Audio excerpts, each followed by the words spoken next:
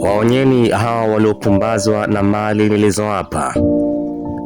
Wasikitikieni wengi wenu waliopumbazwa na vichache vya ulimwengu.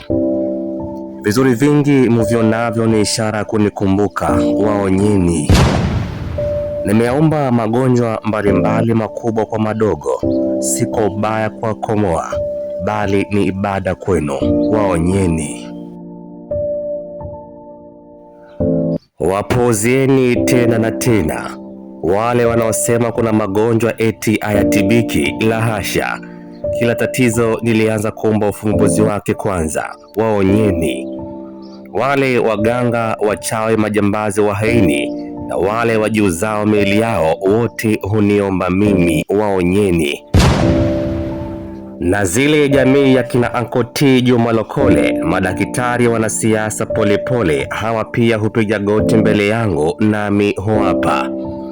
Vita ya Marekani, Israeli na Iran kila uchwao, wote uniomba nusuru na maarifa ya kukabidhi vishindo vya vita, waonyeni.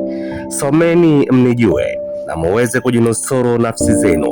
Ubora na upokee wa kila mwanadamu na ujua mimi, uwe masikini, fukara au tajiri, nafsi ni nafsi tu, waonyeni.